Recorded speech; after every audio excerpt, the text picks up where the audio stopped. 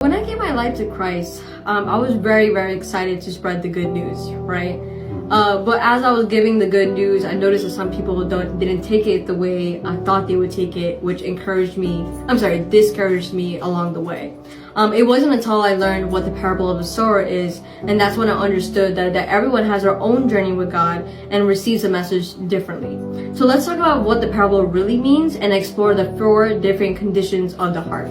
So we're going to be using the parable from Matthew 13:18-23. So let's start with verse 19, where it says, "When anyone hears the word of the kingdom and does not understand it, then the wicked one comes and snatches away what was sown in his heart. This is he who receives seed by the wayside."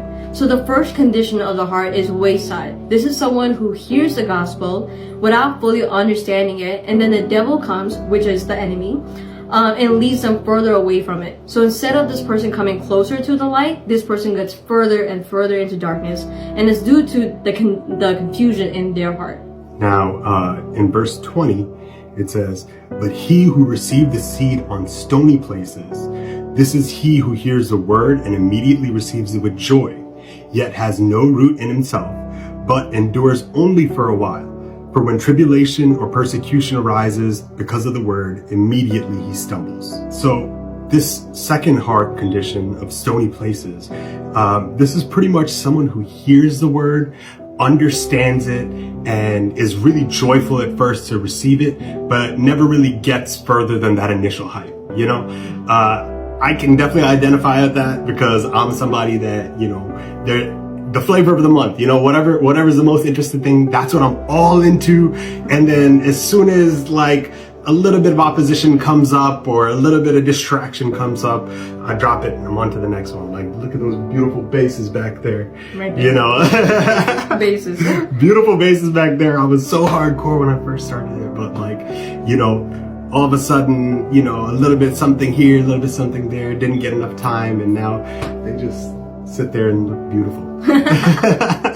So then going into verse 22, "Now he who has received seed among the thorns is he who hears the word, and the cares of this world and the deceitfulness of riches choke the word, and he becomes unfruitful." So this third heart condition is among the thorns, right? This is someone who hears the word, but the heart is not separated from the cares of this world, right? So Jesus tells us that we cannot have 2 masters. In Matthew 6:24, it says, "No one could serve 2 masters, for either he will hate the one and love the other, or he will be devoted to one and despise the other. You cannot serve God and money." In other translation, it's mammon. So mammon is just money.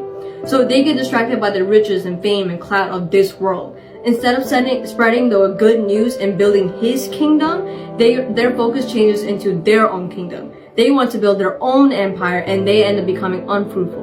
That's why Jesus says, judge by the fruits. Don't just believe blindly and be like, whatever they say, we just go with it. No, you judge by the fruits. In Matthew 7:20, it says, "Therefore, by their fruits, you will know them."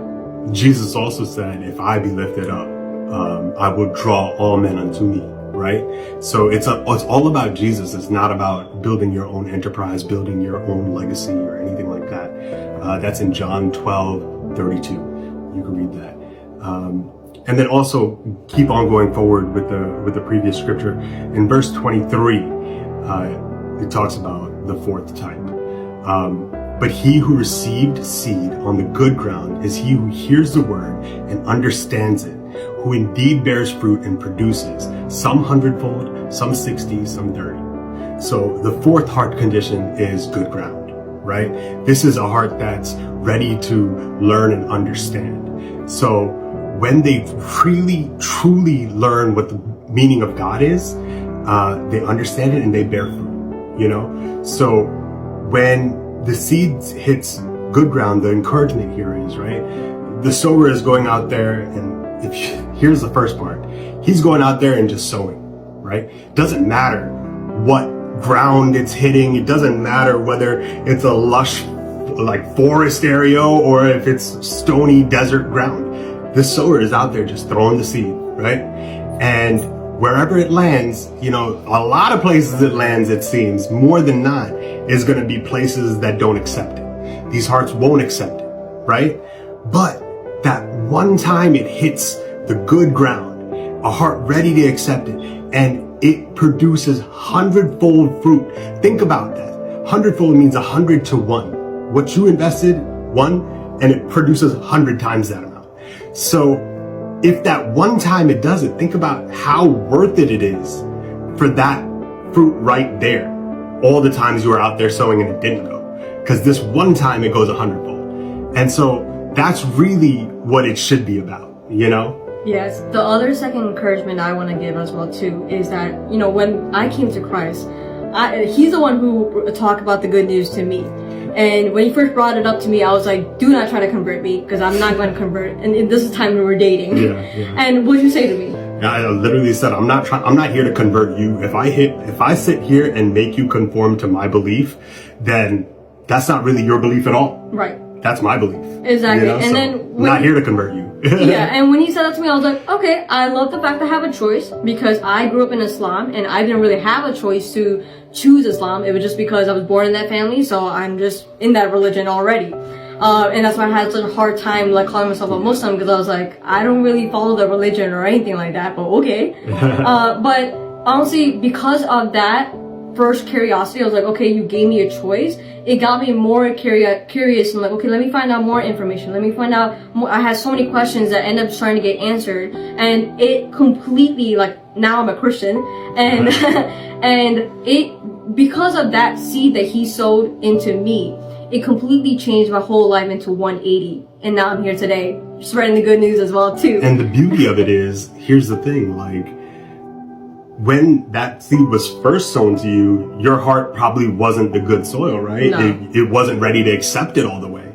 But over time, that seed sat there, took root, and then it grew. Yeah. You know, it grew. So don't be discouraged if you're out there and you're, you know, sowing and you're trying to do God's work, and, you know, it's hard. Yeah, it's hard, because the same person that sows a seed is not always the same person that harvests it. So you might not even see that seed you sowed, like, grew. Yeah, but it doesn't matter. Our job is just to keep sowing, right? It just reminds me of one of our good friends, Dory, the way that they used to say it, right? Like, what is it?